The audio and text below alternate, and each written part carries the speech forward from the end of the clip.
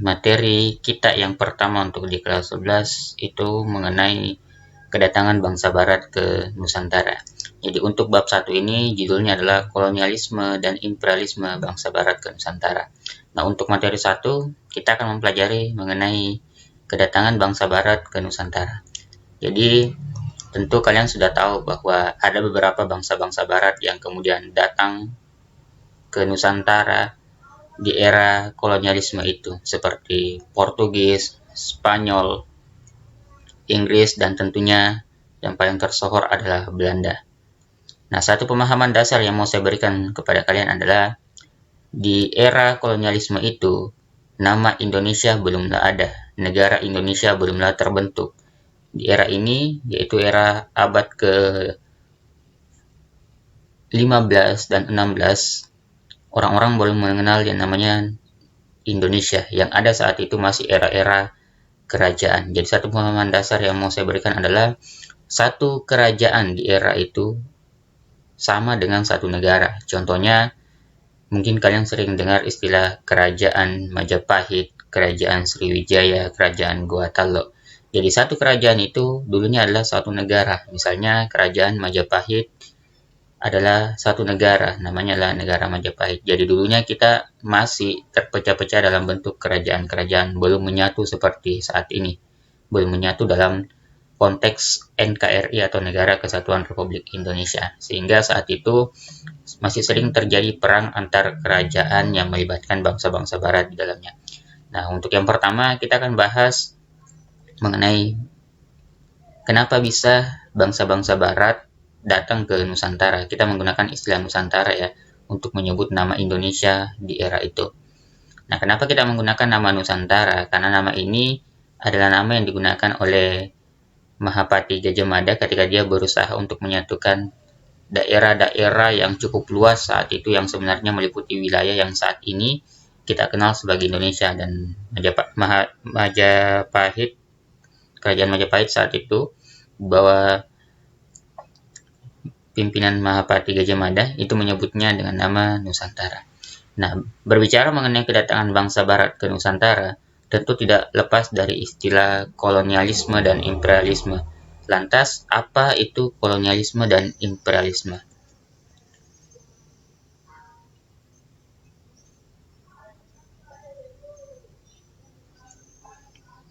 Oke, kolonialisme dan imperialisme. Kolonialisme sendiri itu dari bahasa Latin, artinya adalah pemukiman atau koloni atau pemukiman. Secara bahasa, artinya seperti ini, upaya yang dilakukan negara-negara penguasa dalam rangka menguasai suatu daerah atau wilayah untuk mendapatkan sumber daya.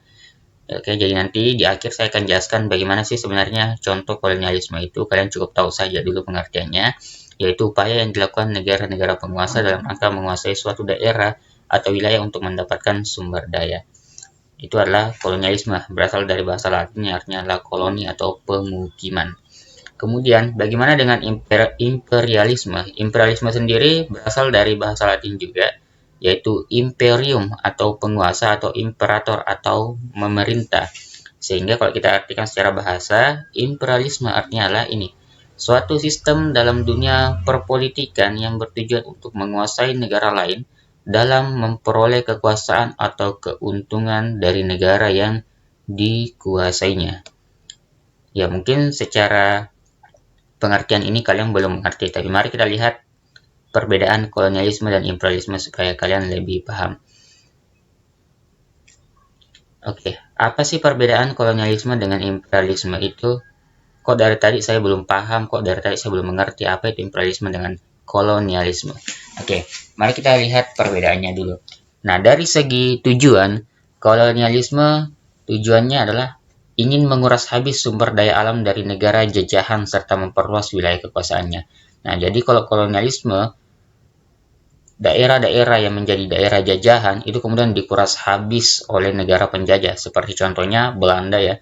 Belanda datang ke Nusantara, kemudian menjajah beberapa wilayah di daerah Nusantara, kemudian mereka kuras habis sumber dayanya, hingga akhirnya sumber daya itu habis. Nah, itulah yang kemudian terjadi di Indonesia saat itu ketika Belanda datang. Nah, sementara imperialisme tujuannya adalah untuk menanamkan pengaruh pada semua bidang kehidupan negara jajahan. Jadi, untuk imperialisme, negara-negara yang melakukan penjajahan itu tidak hanya menguras habis, tetapi mereka mencoba menanamkan suatu pengaruh di setiap bidang kehidupan di negara jajahannya, sehingga terkesan negara jajahannya ini berfungsi sebagai negara kedua dari negara induk itu. Contohnya Inggris ya. Inggris pernah menjajah Malaysia, tapi mereka tidak menguras habis apa yang dimiliki oleh Malaysia, melainkan mereka juga menanamkan pengaruh-pengaruh, sehingga Anda bisa lihat sekarang bagaimana Malaysia bisa lebih maju ketimbang Indonesia. Nah, kemudian perbedaan yang kedua dari kolonialisme dan imperialisme bisa lihat di sini mengenai proses dari segi proses penguasaan negara jajahan. Nah, untuk kolonialisme, proses penguasaan negara jajahannya itu tidak dilakukan secara langsung oleh negara itu, melainkan melalui kongsi dagang. Contohnya Belanda. Belanda tidak turun langsung ketika mereka melakukan penguasaan terhadap negara jajahan, tapi mereka menurunkan satu kongsi dagangnya mereka, kongsi dagang terbesarnya mereka, yaitu VOC yang berdiri pada tanggal 20 Maret 1602. VOC atau Vereniging Oost-Indisch Company, suatu kongsi dagang yang kemudian memiliki hak oktroi untuk mengatur wilayah jajahan Belanda di negeri-negeri di luar Eropa. Nah, sementara untuk imperialisme, proses penguasaan negara jajahan itu dilakukan oleh negara jajahannya, contohnya Portugis, Spanyol. Maksudnya apa? Coba lihat negara Timor Leste atau negara Timur Timur itu adalah negara bekas jajahan Portugis. Jadi negara itu kemudian diperintah langsung oleh Portugis, tidak pakai sekat, tidak pakai perantara seperti Belanda ini. Belanda masih menggunakan VOC sebagai fungsi dagang yang kemudian menguasai dan mengatur proses penguasaan negara jajahan. Nah, perbedaan yang ketiga, kita bisa lihat dari negara bekas jajahan. Nah, untuk kolonialisme, negara bekas jajahannya itu cenderung mengalami kemiskinan karena ini tadi sumber daya alamnya sudah dikuras habis. Contoh, lihatlah Indonesia. Bagaimana Indonesia dikuasai dan dijajah oleh Belanda, bahkan Belanda menerapkan yang namanya kultur stelsel atau tanam paksa di tahun 1830 sampai 1870, di mana sumber daya alam Indonesia atau Nusantara saat itu betul-betul dikuras habis, sehingga ya bisa lihatlah sekarang bagaimana negara kita cenderung berada dalam status negara kemiskinan dan kita masih dalam status sebagai negara berkembang sampai saat ini tahun 2020 ini. Nah, sementara imperialisme, bagaimana bekas negara jajahannya cenderung lebih maju dikarenakan biasanya negara-negara bekas imperialisme tersebut memiliki ilmu-ilmu pengetahuan mengenai industri. Tidak usah jauh-jauh, contoh saja ambil negara Singapura. Singapura adalah bekas jajahan dari Inggris. Coba lihat Singapura saat ini. Wilayah negaranya tidak begitu luas, tapi mereka begitu maju, bahkan sangat maju ketimbang Indonesia saat ini. Karena kenapa? Memang pada saat itu Inggris menanamkan paham-paham supaya Singapura ini bisa berkembang ke depannya sebagai bukan hanya sebagai negara jajahannya Inggris, tapi menjadi negara kedua dari Inggris. Sehingga Anda bisa lihat sekarang Inggris bahkan bisa dikategorikan, Singapura bisa dikategorikan sebagai negara yang cukup maju ketimbang Indonesia saat ini. Jadi ini adalah perbedaan imperialisme dari kolonialisme. Jadi kolonialisme itu cenderung melakukan penjajahan tanpa adanya feedback, tanpa adanya timbal balik dari negara yang dijajah itu. Sementara imperialisme itu cenderung negara jajahannya itu akan ada sedikit kemajuan karena ada paham-paham dari bangsa Eropa yang kemudian ditanamkan di daerah-daerah jajahan itu, sehingga daerah-daerah jajahan itu kemudian nantinya suatu saat nanti bisa berkembang. Nah, itu kolonialisme dan imperialisme, perbedaan kolonialisme dan imperialisme. Inilah dua paham yang berkembang saat itu di era abad ke-14, 15, 16 sampai abad ke-20 yang membuat bangsa-bangsa barat kemudian mencoba melakukan penjelajahan samudra. Nah, lantas apa yang membuat bangsa-bangsa barat itu datang ke Nusantara? Oke, ada beberapa latar belakang atau faktor pendorong yang membuat bangsa-bangsa barat datang ke Nusantara. Yang pertama adalah jatuhnya kota Konstantinopel ke tangan Turki Utsmani. Ya, jadi yang belum tahu kota Konstantinopel saat ini adalah kota Istanbul di Turki. Jadi, kenapa bisa dengan jatuhnya kota Konstantinopel ke tangan Turki Utsmani bisa membuat bangsa-bangsa Barat datang ke Nusantara? Oke, satu pemahaman dasar yang perlu kalian tahu bahwa saat itu bangsa-bangsa Barat sangat membutuhkan yang namanya rempah-rempah, dan mereka memperolehnya itu dari kota Konstantinopel, karena kota Konstantinopel saat itu adalah pelabuhan terbesar di Eropa, berada di Turki, sehingga seluruh pedagang-pedagang Eropa itu tidak perlu jauh-jauh lagi mengambil rempah-rempah, cukup mengambilnya saja di kota Konstantinopel.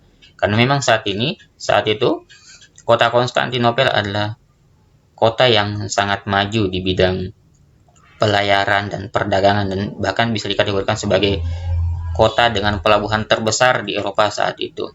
Karena kemajuannya itu, Turki Utsmani adalah yang merupakan satu kerajaan besar di Turki, yaitu berusaha untuk menguasai kota Konstantinopel. Akhirnya, Turki Utsmani itu berhasil menguasai kota Konstantinopel di tahun 1453. Jadi dengan dikuasainya kota Konstantinopel ini, kerajaan Turki Utsmani itu kemudian melarang bangsa-bangsa Barat untuk datang berdagang maupun membeli rempah-rempah di Turki, sehingga bangsa Barat kemudian kebingungan kemana lagi kita harus mencari rempah-rempah, padahal rempah-rempah sangat berharga bagi bangsa-bangsa Barat. Nah, awalnya bangsa-bangsa Barat ketika kota Konstantinopel ini ditutup oleh Turki Utsmani, mereka masih bisa mendapatkan rempah-rempah dari kota Lisbon, dari pelabuhan Lisbon di Portugal. Tetapi karena terus diburu rempah-rempah itu, terus dicari rempah-rempah itu, akhirnya rempah-rempah itu habis juga. Sehingga bangsa-bangsa Barat kemudian berpikir akan lebih baik jika kita menemukan lokasi di mana rempah-rempah itu berasal. Akhirnya mereka mencoba melakukan penjelajahan samudra menuju tempat di mana rempah-rempah itu berasal. Nah, di sini yang perlu kalian tahu bahwa saat itu bangsa-bangsa Barat di era abad ke-14, 15, dan 16, mereka belum tahu di mana sumber rempah-rempah itu. Yang mereka tahu dari pedagang-pedagang Arab ketika mereka bertemu di kota Konstantinopel, yang mereka tahu bahwa rempah-rempah itu berasal dari suatu tempat yang bernama Hindia Timur. Ya, itu yang dikatakan oleh bangsa-bangsa Barat kepada orang-orang Eropa, bahwa rempah-rempah ini kami dapatkan dari sebuah tempat yang jauh di timur, namanya adalah daerah Hindia. Dan saat itu bangsa-bangsa Barat belum tahu jalan menuju Hindia. Hindia Timur yang dimaksud itu adalah daerah Asia, ya. Jadi Hindia Timur yang dimaksud oleh pedagang-pedagang Arab yang datang ke kota Konstantinopel itu adalah seluruh daerah-daerah Asia, termasuk Indonesia saat itu, termasuk Nusantara, Filipina, bahkan India. Akhirnya karena belum tahu jalan menuju Nusantara, belum tahu jalan menuju ke Hindia, akhirnya bangsa-bangsa Barat mencobalah melakukan peruntungan dengan berlayar dari Eropa, kemudian menelusuri jalan-jalan, menelusuri laut-laut di pantai barat Afrika dan sebagainya. Nanti kita akan bahas mengenai jalur-jalur itu. Nah, kemudian apa yang melatar belakangi lagi bangsa Barat bisa datang ke Nusantara? Yang kedua adalah kemajuan di bidang pelayaran atau penemuan kompas. Nah, saat itu memang belum ada dan memang belum ditemukan Google Maps saat itu belum. Jadi kemajuan di bidang pelayaran, terutama ketika ditemukannya kompas sehingga mereka bisa menentukan arah mata angin, maka bangsa-bangsa Barat kemudian bersemangat untuk mencari negeri-negeri penghasil rempah itu, karena sudah ada kompas yang mereka temukan. Kompas sudah ada saat itu di Eropa, sehingga mereka tidak takut lagi berlayar dari Eropa menuju ke dunia timur yang pada era itu bangsa-bangsa Barat belum tahu ada sebuah negeri yang kaya akan rempah-rempah di timur. Itu adalah Nusantara, sekarang kita kenal dengan nama Indonesia. Nah, lantas apalagi yang menjadi latar belakang kedatangan bangsa Barat ke Nusantara? Yang ketiga adalah membuktikan teori Kopernikus dan Galileo Galilei bahwa bumi itu bulat. Oke, jadi di awal abad ke-14-15 ada suatu paham di Eropa di mana paham itu mengatakan bahwa bumi itu datar. Bumi itu datar seperti meja dan memiliki sudut. Jika kita berlayar menuju ke utara, selatan, barat, maupun timur, dan ketika kita menemukan ujung itu, maka kita akan jatuh ke bawah dan tidak bisa kembali lagi. Itu adalah suatu paham yang berkembang di Eropa pada saat itu, yang mengatakan bahwa bumi itu datar. Nah, paham itu disebarkan oleh gereja, dan itulah yang kemudian dikenal dengan nama zaman kegelapan di Eropa, di mana pemikiran-pemikiran orang Eropa itu dipengaruhi oleh gereja, sehingga apa yang dikatakan oleh gereja saat itu juga yang kemudian dipahami oleh orang-orang Eropa. Nah, saat itu berkembang paham bahwa bumi ini datar seperti sebuah meja yang memiliki sudut, yang memiliki sisi, di mana ketika kita sudah sampai di sisi bumi itu, kita akan jatuh ke dasar bumi yang membuat kita tidak akan bisa kembali lagi. Itu adalah paham yang kemudian berkembang di Eropa saat itu, teori bumi datar. Nah, tetapi kemudian Kopernikus dan Galileo Galilei memiliki teori tersendiri dan mengatakan bahwa bumi itu bulat.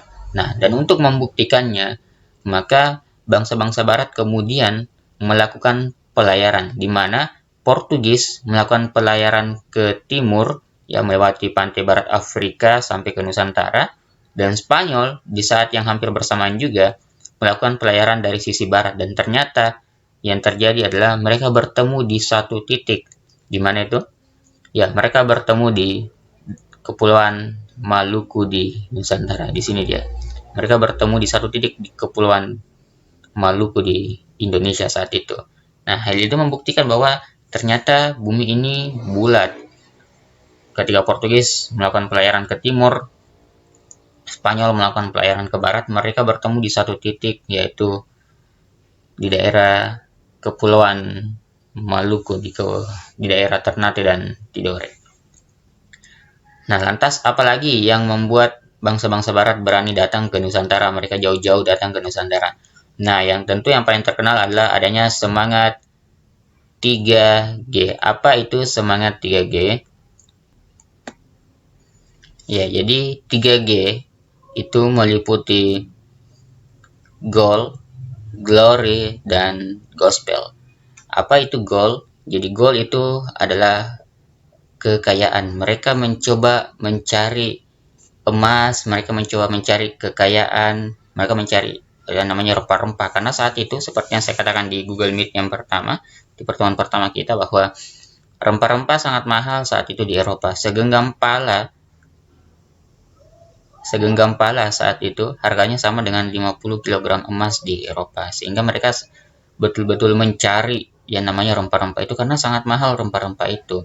Makanya dengan mengusung semangat 3G yang meliputi gold, gospel, dan glory, maka mereka kemudian datang ke Nusantara, jauh-jauh datang ke Eropa, berlayar bertahun-tahun baru bisa sampai ke Nusantara, ke Indonesia hanya untuk mencari rempah-rempah, sekaligus mencari kekayaan. Dan rempah-rempah itulah yang kemudian menjadi kekayaannya mereka. Jadi 3G yang pertama itu adalah gold atau kekayaan. Yang kedua adalah glory. Nah, glory itu apa? Glory itu adalah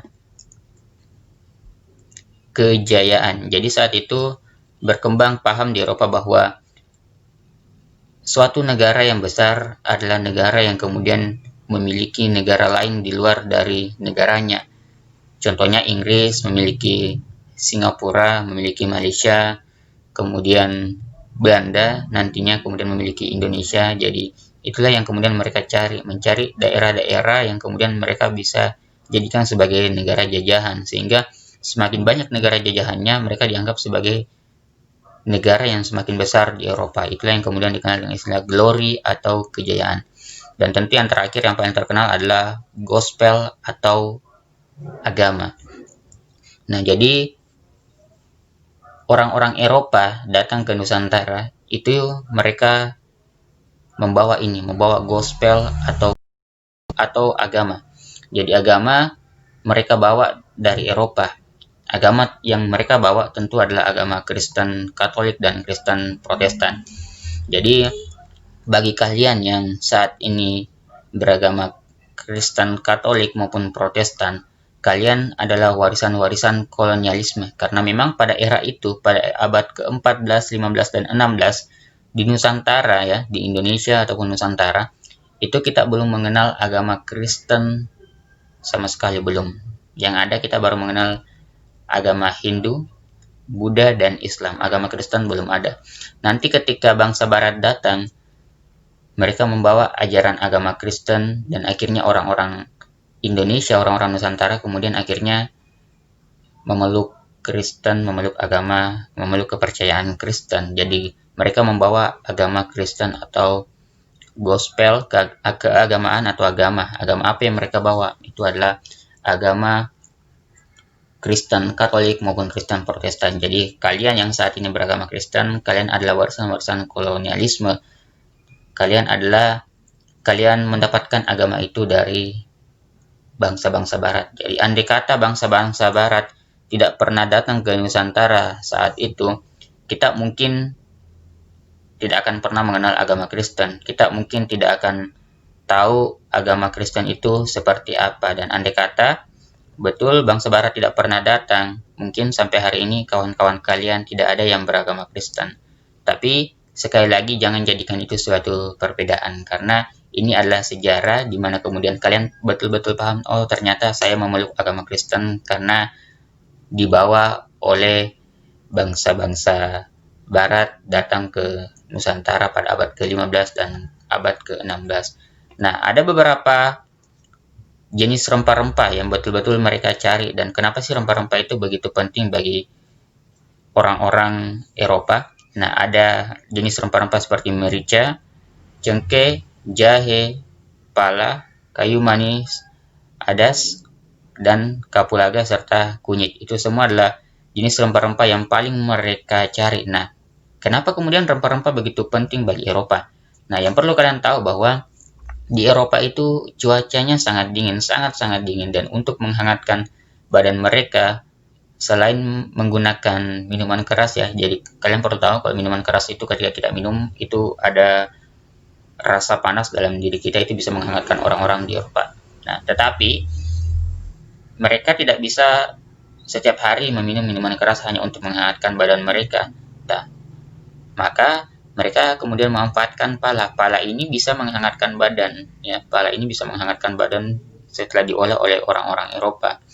Pala, jahe juga bisa menghangatkan badan.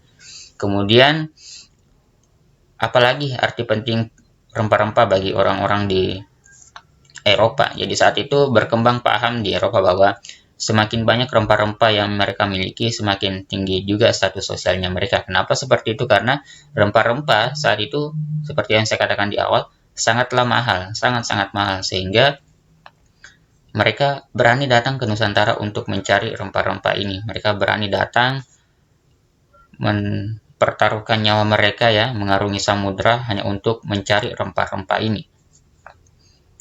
Kemudian apalagi? Nah, arti penting rempah-rempah lagi bagi bangsa-bangsa barat itu adalah rempah-rempah ini kadang digunakan sebagai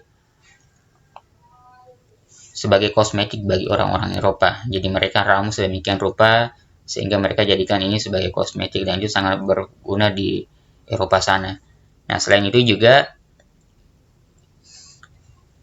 cengkeh ya. Cengkeh ini digunakan sebagai pengharum mulut ya saat itu, karena berkembang paham di Cina bahwa setiap orang yang ingin menemui kaisar-kaisar di Cina itu harus mengunyah cengkeh dulu, sehingga kaisar Cina itu tidaklah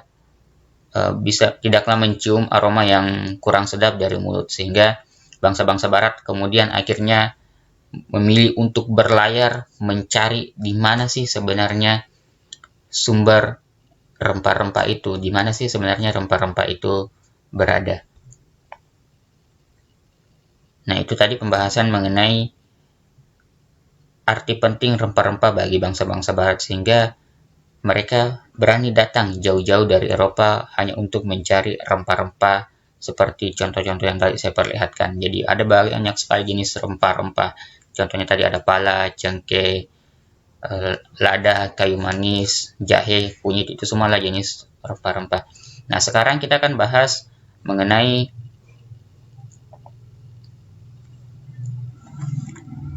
penjelajahan samudra. Bagaimana bangsa-bangsa barat kemudian bisa meretas jalan menuju ke Nusantara. Jadi simak baik-baik, penjelajahan samudra menuju Nusantara. Baik, kita akan bahas mengenai bagaimana sih sebenarnya rute yang kemudian ditempuh Portugis, Spanyol, Inggris, dan Belanda. Karena seperti yang kita tahu bahwa saat itu pesawat belumlah ditemukan, sehingga mereka menggunakan kapal mengarungi samudra, dan juga mereka belum tahu jalan menuju ke dunia timur, sehingga nanti ada beberapa penjelasan di mana beberapa pelayar-pelayar itu kemudian tidak sampai ke Nusantara, bahkan ada yang tersesat ke benua yang berbeda. Nah, mari kita lihat bersama-sama bagaimana kemudian bangsa-bangsa barat bisa melakukan penjelajahan samudra mencari Nusantara, sebuah negeri yang menurut Tom Pyros dalam bukunya Suma Oriental menyebut Maluku dengan nama Spice Island atau Pulau Rempah-Rempah. Oke, mari kita lihat yang pertama. Jadi ada 4 bangsa barat yang kemudian datang ke Nusantara ya. Ada 4. Yang pertama ada Portugis, Spanyol, Belanda, dan Inggris.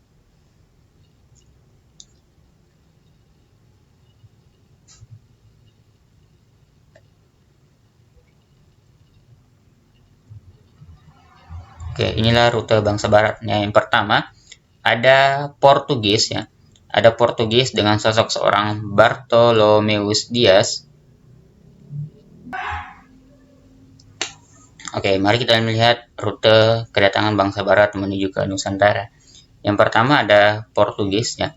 Bangsa Portugis adalah bangsa barat pertama yang kemudian mencoba meretas jalan menuju ke dunia timur, menuju ke Hindia Timur. Nah, penjelajahan yang pertama itu dilakukan oleh sosok seorang Bartolomeus Dias. Kemudian ada sosok seorang Vasco da Gama.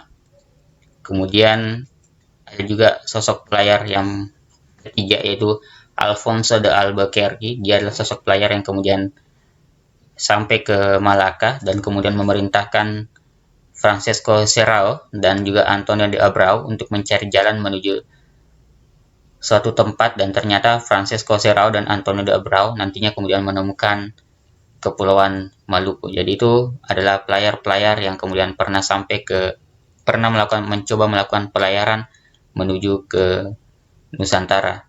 Untuk Portugis tadi kita sudah lihat ada sosok seorang Bartolomeus Dias, ada Vasco da Gama, ada Alfonso de Albuquerque. Nah, kemudian kita lihat bagaimana dengan Spanyol. Nah, Spanyol adalah negara kedua yang mencoba melakukan pelayaran menuju Nusantara. Dan di situ ada 3 sosok pelayar mencoba mencari jalan. Yang pertama adalah sosok seorang Christopher Columbus. Mungkin kalian sudah tidak asing lagi dengan nama beliau. Sosok seorang Christopher Columbus adalah orang yang kemudian dianggap sebagai penemu benua Amerika. Nanti kita akan bahas. Kemudian yang kedua ada Ferdinand Magellan atau Ferdinand Magalhaens. Dia adalah sosok seorang pelayar Spanyol yang kemudian terbunuh di Filipina dan tidak sempat sampai ke Indonesia. Kemudian yang ketiga itu adalah Juan Sebastian Elcano. Dia adalah sosok pengganti Ferdinand Magalhaens ketika Ferdinand Magalhaens terbunuh di Filipina, dan Juan Sebastian Elcano inilah orang yang kemudian berhasil membawa armada kapal laut Spanyol menuju ke Nusantara dan tiba di Tidore 1521. Selanjutnya, setelah ketiga tokoh ini dari Spanyol, kita beralih ke Inggris. Nah, Inggris adalah salah satu negara yang kemudian juga ngotot melakukan pelayaran. Pelayaran Inggris pertama dipimpin oleh Sir Francis Drake. Jadi Sir Francis Drake adalah tokoh Inggris pertama yang melakukan pelayaran mencoba mencari jalan menuju ke Hindia Timur. Nah, kemudian ada Sir James Lancaster. Nah, Sir James Lancaster ini sama dengan Francis Drake tadi mencoba mencari jalan juga ke Nusantara. Dan mungkin yang terkenal dari Inggris adalah sosok seorang James Cook. Nah, jadi James Cook ini adalah orang yang kemudian dianggap sebagai penemu benua Australia karena di tahun 1770 dia pertama kali menginjakan kaki ke di benua Australia, dan dia mengklaim dirinya bahwa dialah penemu benua Australia. Padahal jika kita meretas latar belakang histori, ternyata pelaut-pelaut Bugis dan Makassar, ya, pelaut-pelaut kita Bugis dan Makassar ternyata sudah lebih dulu melakukan kontak langsung dengan suku aborigin di Australia, sehingga bisa dikatakan mungkin saja yang menjadi penemu benua Australia adalah pelaut Bugis dan Makassar, karena memang sejak abad ke-13, jauh sebelum James Cook datang, para pedagang-pedagang itu sudah melakukan perdagangan dengan mencari teripang, ya, mereka mencari teripang sampai ke pantai utara Australia. Itu dilakukan oleh pelaut Bugis dan Makassar jauh berabad-abad yang lalu sebelum James Cook datang ke Australia dan mengklaim bahwa dialah telah menemukan dunia baru, menemukan benua baru yang kemudian nantinya kita kenal dengan nama Australia. Nah, kemudian yang paling tersohor dari para penjajah ini adalah tentunya yang tahu Belanda. Sosok seorang Cornelis de Houtman adalah orang yang kemudian memimpin ekspedisi Belanda menuju ke Nusantara. Dia berangkat dari Belanda di tahun 1595 dan baru tiba di Nusantara di tahun 1596, tiba di Pelabuhan Banten, tepatnya tanggal 22 Juni 1596, armada Cornelis de Houtman tiba dan mendarat pertama kali di Pelabuhan Banten di Kepulauan Jawa. Jadi Cornelis de Houtman ini adalah pelayar Belanda yang kemudian berhasil sampai ke Nusantara, tepatnya di wilayah Kesultanan Banten saat itu. Nah, jika kita melihat timeline waktunya, mari kita lihat bersama timeline waktu kedatangan bangsa-bangsa Barat ini. Jadi, yang pertama datang adalah Portugis, ya. Jadi Portugis tiba di Nusantara, tepatnya di Kepulauan Ternate, setelah beberapa tahun gagal, mulai dari Bartolomeus Dias Vasco da Gama gagal sampai ke Nusantara. Akhirnya sosok seorang Alfonso de Albuquerque dan memerintahkan Francisco Serrao. Akhirnya armada Portugis mendarat di Ternate di tahun 1512. Jadi Portugis ini mendarat di Kepulauan Ternate tahun 1512. Nah, kemudian armada laut kedua atau bangsa Barat kedua yang berhasil menginjakan kakinya ke Nusantara itu adalah Spanyol. Spanyol adalah negara kedua yang mendarat atau sandar di Nusantara di bawah pimpinan Juan Sebastian de Elcano. Armada laut Spanyol kemudian berhasil tiba di Kepulauan Ternate, di Kepulauan Tidore di tahun 1521. Kurang lebih nyaris 10 tahun sebelum kedatangan Portugis, Spanyol baru bisa sampai ke Hindia Timur, di mana tepatnya mereka sampai ke Kepulauan Maluku, tepatnya di Ternate. Nah, lantas yang ketiga itu adalah Inggris. Inggris di bawah pimpinan Francis Drake itu kemudian berhasil sampai ke Kepulauan Ternate di tahun 1577. Jadi Inggris baru sampai ke Kepulauan Ternate di Nusantara di tahun 1577. Dan yang tentu yang terakhir adalah Belanda, ya. Belanda tiba di Nusantara di tahun 1596, tepatnya 22 Juni 1596 di bawah pimpinan Cornelis de Houtman. Tiba dan mendarat di Pelabuhan Banten di wilayah Kesultanan Banten saat itu. Oke, mari kita bahas bagaimana kemudian jalur-jalur yang mereka lalui. Kita mulai dari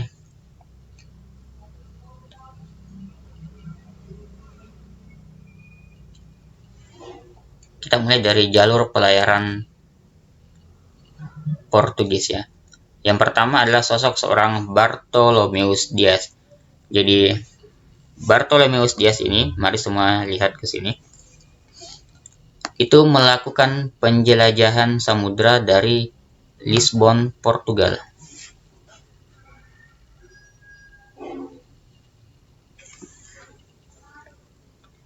Oke, jadi mari dilihat.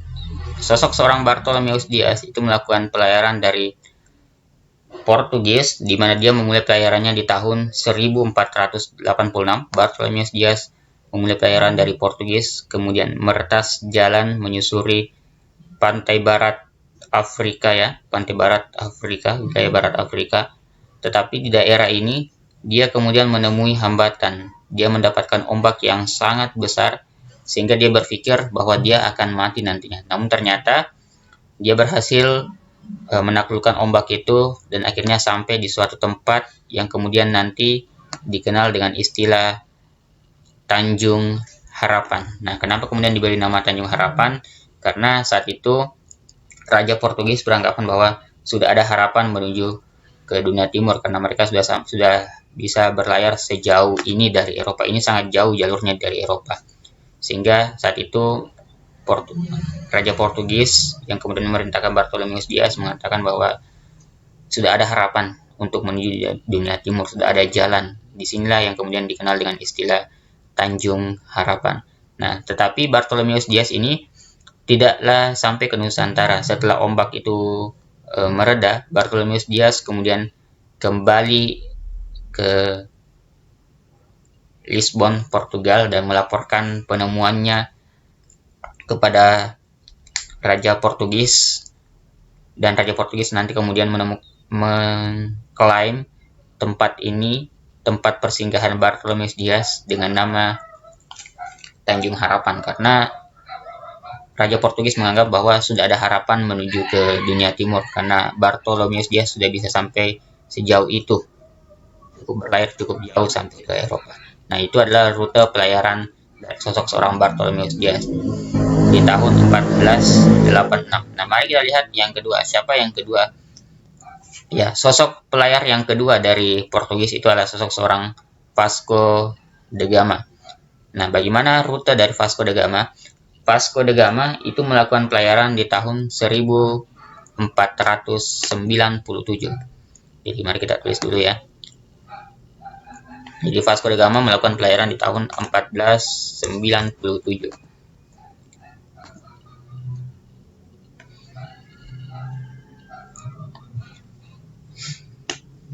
Jadi Vasco da Gama melakukan pelayaran tahun 1497, di mana Vasco da Gama saat itu berlayar menggunakan rute yang sama yang dilalui oleh Bartolomeu Dias, itu memulai pelayaran dari Lisbon, Portugal, kemudian menyusuri pantai barat Afrika, kemudian juga berhasil melewati Tanjung Harapan ya, Tanjung Harapan ada di sini, kemudian berhasil mengitari benua Afrika, melewati Madagaskar, dan akhirnya sampai di suatu kepulauan yaitu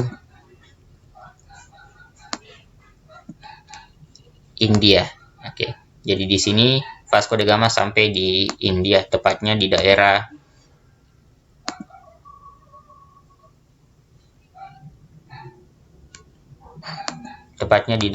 Calicut. Jadi dia sampai di daerah di sini. Daerah ini adalah daerah Calicut, India. Calicut atau Goa, namanya Calicut. Bisa juga disebut daerah Goa, G-O-A, Goa. Jadi mereka Vasco da Gama dan rombongannya sampai di sini.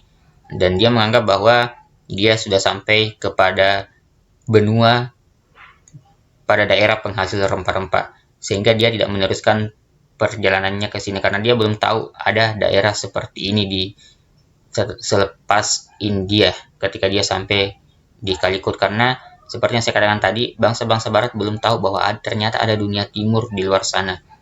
Mereka belum tahu, nanti mereka tahu setelah melakukan pelayaran-pelayaran seperti ini. Nah, setelah itu Vasco da Gama kemudian kembali lagi ke Portugis. Dia kembali lagi ke Portugis mengarungi jalur yang sama. Dia kembali lagi ke Portugis, mengarungi dan melaporkan hasil temuannya kepada Raja Portugis saat itu. Nah, selanjutnya pelayar yang ketiga itu adalah sosok seorang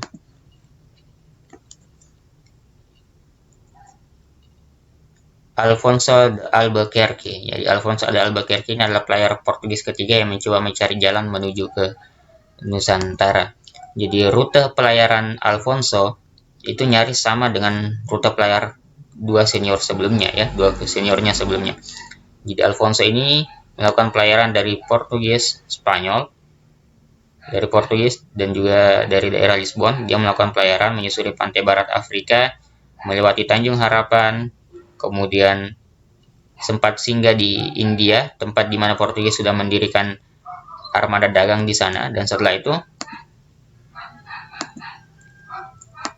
dia singgah cukup lama di sana, dan Alfonso sadar dan mengatakan bahwa kita belumlah menemukan penghasil rempah-rempah. India bukanlah penghasil rempah-rempah. India hanya tempat berdagang rempah-rempah saja.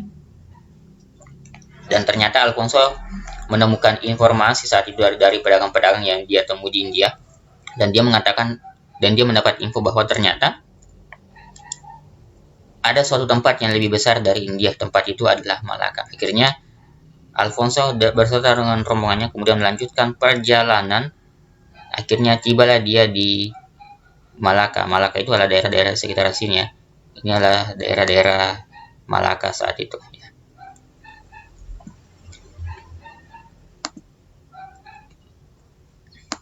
Akhirnya Malaka dikuasai oleh Portugis. Portugis berusaha menguasai Malaka. Portugis menguasai Malaka dan akhirnya mampu menaklukkan Malaka di tahun 1511.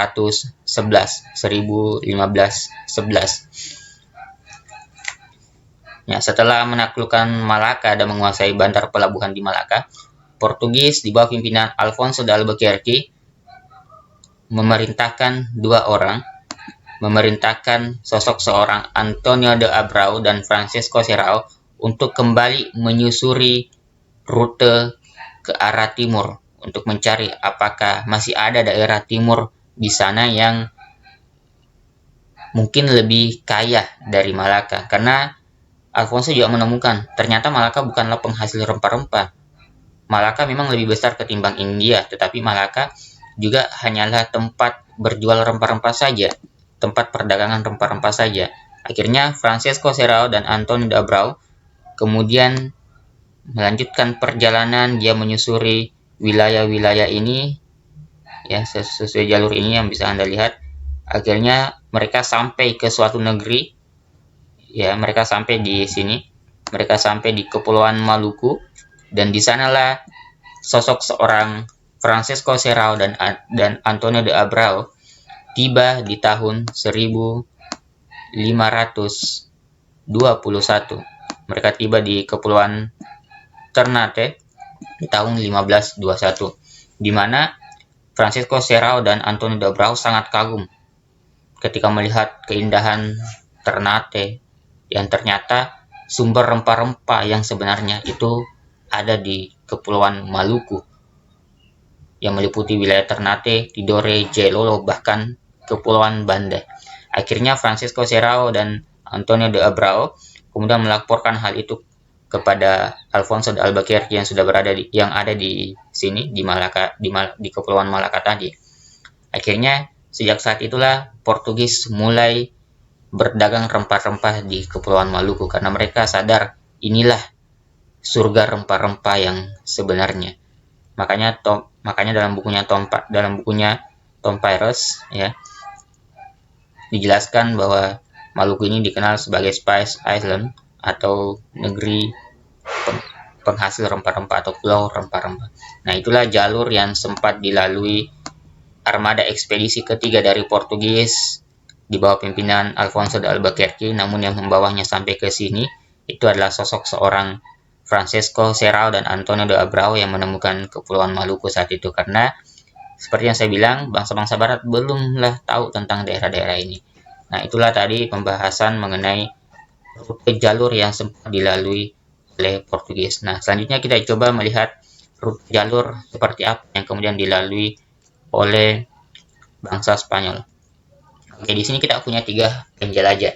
Yang pertama kita mulai dari penjelajahan sosok seorang Christopher Columbus. Nah, Columbus ini dia tidak mengikuti jalur yang dilalui oleh Portugis. Jika tadi Portugis mereka melewati jalur seperti ini, nah maka Spanyol melewati jalur menyusuri pantai barat, menyusuri wilayah ke arah barat. Nah, Christopher Columbus adalah armada laut pertama yang mencoba melakukan pelayaran. Dia melakukan pelayaran di tahun 1493. Jadi dia melakukan pelayaran, Christopher Columbus melakukan pelayaran 1493. Jadi dia melakukan pelayaran dari sini, dari Spain ya, dari Spanyol. Dia melakukan pelayaran ke arah barat. Nah, di sini dia terombang-ambing di lautan selama kurang lebih 2 bulan ya, selama lebih 2 bulan karena ombak di sini di Samudra Atlantik sangatlah besar, sehingga Columbus saat itu sudah mulai putus asa. Sudah 2 bulan dia berlayar tapi tidak menemukan kepulauan, tidak menemukan daratan, sampai pada akhirnya ombak itu membawa seorang Christopher Columbus tiba di suatu kepulauan yang nanti dikenal dengan nama Kepulauan Bahama atau Karibia. Sosok Columbus sampai di sini. Namun ternyata Columbus mengira bahwa dia telah sampai ke benua, ke daerah Hindia, Jadi Columbus mengira bahwa ketika dia sampai di sini, kepulauan ini, Kepulauan Bahama atau Kepulauan Karibia, dia mengira bahwa dia ternyata sudah sampai ke negeri Hindia. Makanya penduduk-penduduk yang ia temui di sini, penduduk-penduduk asli yang ia temui di Kepulauan Karibia atau Kepulauan Bahama ini, ia menamakan penduduk itu dengan nama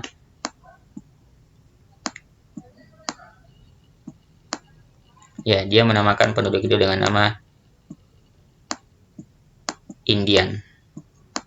Ya, jadi inilah asal mula penamaan suku Indian. Columbus menamakan orang-orang yang ada di sini, orang yang dia temui sebagai orang Indian, karena dia menganggap bahwa dia sudah sampai ke suatu kepulauan yang ia cari selama ini, yaitu Kepulauan Hindia. Makanya penduduk yang ia temui di sini dia beri nama Kepulauan Indian. Nah, ternyata kekeliruan Columbus inilah yang kemudian menghasilkan suatu sebutan baru untuk daerah Hindia Barat untuk Amerika saat itu ya. Jadi ini yang kemudian dikenal dengan istilah Hindia Barat saat itu. Nah, Columbus setelah sampai ke sini, dia kemudian kembali ke Spanyol dan dia melaporkan hasil temuannya tersebut kepada Raja Spanyol. Nah, kenapa kemudian suatu hari nanti Columbus dianggap sebagai penemu benua Amerika? Karena dia dianggap sebagai orang pertama yang menemukan benua ini. Tetapi ya, seperti yang kita ketahui, sampai Columbus meninggal, dia tidak pernah tahu bahwa dunia ini, benua ini yang ia temukan bukanlah benua yang dia cari. Karena itu, janganlah kalian seperti sosok seorang Columbus menemukan dunia yang tidak pernah menjadi tujuannya. Dia awalnya bermaksud menyusuri wilayah barat, melewati Samudra Atlantik untuk sampai ke wilayah Hindia yang ini, tapi ternyata dia malah terdampar dan menganggap bahwa orang-orang yang dia temui di sini, dia menganggap bahwa dia sudah sampai ke wilayah Hindia, sehingga orang-orang yang ada di sini dia beri julukan Indian untuk menyebut orang-orang yang ada di Hindia saat itu. Nah, itulah mengapa kemudian Columbus menemukan dunia yang tidak pernah menjadi tujuannya, sehingga dia dikatakan sebagai penemu benua Amerika. Meskipun nama benua ini kemudian diberi nama benua Amerika. Jadi, kenapa kemudian tempat ini, lokasi ini diberi nama benua Amerika? Karena ada sosok yang kemudian ikut bersama Columbus, namanya adalah Amerigo Vespucci. Amerigo Vespucci adalah orang yang kemudian mencatat jalur pelayaran Columbus, sehingga suatu waktu saat itu catatan Amerigo Vespucci itu kemudian ditemukan oleh seseorang, sehingga untuk menghargai jasanya, menghargai catatan Amerigo Vespucci, maka daerah ini yang kemudian diberi nama benua Amerika. Jadi itulah suatu hal yang sangat luar biasa, bagaimana suatu catatan bisa membuat Amerigo Vespucci namanya diabadikan menjadi suatu nama benua. Karena itu jangan pernah meremehkan tulisan-tulisan atau catatan-catatan seseorang, karena itu suatu hari nanti bisa sangat berpengaruh, bisa sangat menjadi sejarah yang sangat luar biasa. Contohnya tadi Amerigo Vespucci, meskipun dia hanya sebagai pencatat rute Columbus yang menemukan benua ini, tapi ternyata nama seorang Amerigo Vespucci lah yang kemudian diabadikan menjadi nama benua ini dengan nama benua Amerika. Nah, kemudian pelayar yang kedua yang akan kita bahas dari Spanyol itu adalah ini, Ferdinand Magalhaens. Nah, Ferdinand Magalhaens menempuh rute yang sama yang dilalui oleh Columbus. Tadinya dia memulai pelayaran dari sini ya, dia memulai pelayaran dari sini, menyusuri wilayah barat, kemudian mengitari wilayah selatan dari benua Amerika, dan akhirnya ya. Nah, ini satu pemahaman karena ini adalah peta datar ya. Ini saya lihat ini adalah peta datar. Nah, kalau kita pakai global, wilayah ini kemudian akan nyambung dengan ini. Jadi ini anggap saja ini buminya datar ya. Peta perantara kita itu datar. Peta perantara kita itu bulat, sehingga ketika dia menembus wilayah ini, dia akan sampai ke sini. Jadi Ferdinand Magalhaens kemudian mengitari wilayah Samudra Atlantik dan akhirnya sampai di Kepulauan Filipina. Nah, di sini dia sampai tahun 1520. Nah, di sini Ferdinand Magalhaens kemudian mendirikan tugu peringatan dan menyatakan daerah Filipina itu sebagai milik Raja Spanyol. Nah, itulah yang kemudian tidak disukai oleh penduduk asli Filipina, sehingga ketika saat itu Ferdinand Magalhaens kemudian terbunuh oleh penduduk asli Filipina, namanya Datuk Maktu di Filipina. Dia terbunuh di sana oleh penduduk asli Filipina di tahun 1520. Akhirnya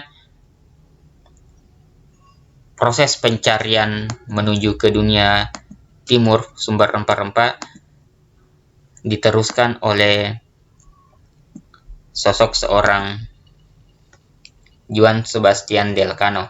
Jadi Juan Sebastian Elcano ini ikut bersama dengan Ferdinand Magalhaens di kapalnya ini, dia ikut di sini. Akhirnya Juan Sebastian Elcano lah yang kemudian meneruskan ekspedisi Magalhaens, karena Magalhaens terbunuh di Filipina tadi oleh penduduk asli Filipina. Akhirnya Juan Sebastian Elcano meneruskan pelayaran dan akhirnya tiba di Kepulauan Maluku di tahun 1521. Tepatnya tiba di Kepulauan Tidore. Jadi yang membawa Spanyol ke Nusantara itu adalah Juan Sebastian Elcano. Dia meneruskan pelayaran dari Filipina ke Ternate.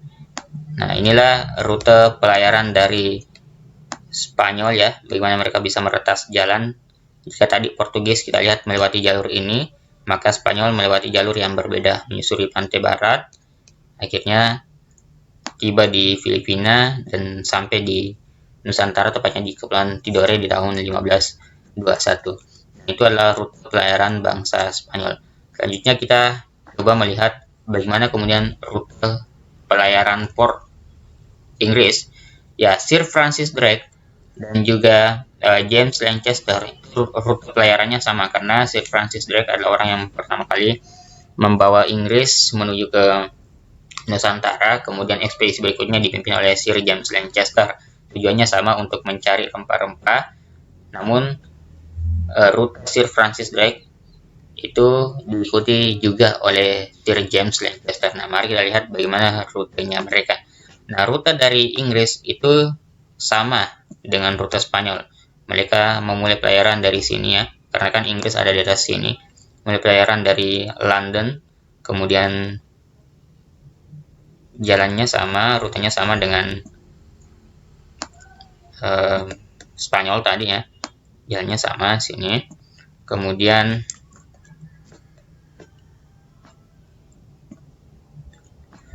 sampai ke, mereka tidak singgah ke Filipina, mereka langsung ke Ternate, dan di sini mereka tiba di tahun 1577. Mereka tiba di Kepulauan Ternate 1577. Armada itu dipimpin oleh Sir Francis Drake. Nah, setahun kemudian James Lancaster dengan rute yang sama juga sampai ke sana. Nah, untuk James Cook sendiri ya, dia rutenya agak berbeda ya. Dia rutenya agak berbeda karena dia adalah orang yang kemudian mencoba meretas jalan, dia melewati rute ini, tapi dia lebih tidak singgah ke Indonesia, tapi dia justru sampai di wilayah Australia saat itu. Jadi dia tidak sampai ke Indonesia. Dia tidak pernah sampai ke Indonesia. James Cook sampai ke sini, sampai ke Australia tahun 1770. Nanti mungkin juga ada pelayar-pelayar dari Inggris seperti Abel Tasman ya. Abel Tasman adalah salah satu pelayar Inggris yang kemudian juga sampai ke Kepulauan Tasmania ya, di sini Kepulauan Tasmania, sehingga nama pulau ini kemudian diberi nama nanti Pulau Tasmania karena ditemukan oleh Abel Tasman dari Inggrisnya. Sehingga Inggris, jangan salah bahwa Inggris adalah negara yang kemudian menanamkan banyak pengaruhnya di Australia saat itu. Nah, yang terakhir adalah kita melihat rute pelayaran dari Belanda, yaitu sosok seorang Cornelis de Houtman. Jadi Cornelis de Houtman ini memulai pelayarannya dari Belanda dari sini di tahun 1595. Dia memulai pelayaran tahun 1595, menyusuri wilayah yang nyaris sama dengan daerah yang dilalui oleh Portugis. Dia sampai ke sini, dia sempat singgah di Calicut sebentar di India, kemudian dia melanjutkan perjalanan, akhirnya melewati Selat Sunda, dia tiba di sini di Pulau Jawa, tepatnya di Banten di tahun 1596. Jadi ini adalah rute yang dilewati oleh Cornelis de Houtman untuk sampai ke Pulau Jawa, tepatnya di Banten. Nah, bagaimana kemudian reaksi rakyat Indonesia saat itu, rakyat orang-orang di Nusantara ketika saat itu bangsa-bangsa Barat ini datang? Nah, tentu mereka menyambut dengan sangat baik. Sebagai contoh,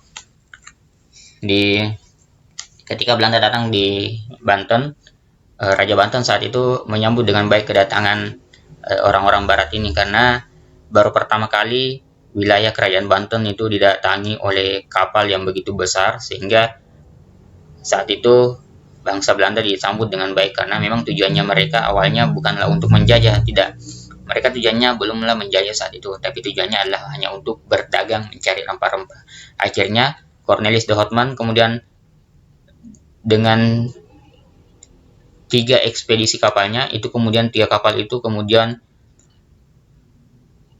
semuanya full terisi dengan pala. Akhirnya mereka kembali ke Eropa saat itu. Nah, sejak saat itulah bangsa-bangsa Barat kemudian sudah mulai tahu jalur menuju ke dunia timur, menuju ke daerah Nusantara, menuju ke Hindia Timur, sehingga saat itu banyak kemudian kapal-kapal Eropa yang kemudian sudah mulai berdatangan ke Nusantara. Contohnya Belanda, sejak kedatangan Cornelis de Houtman, banyak lagi pelayar-pelayar yang mencoba meretas jalan menuju ke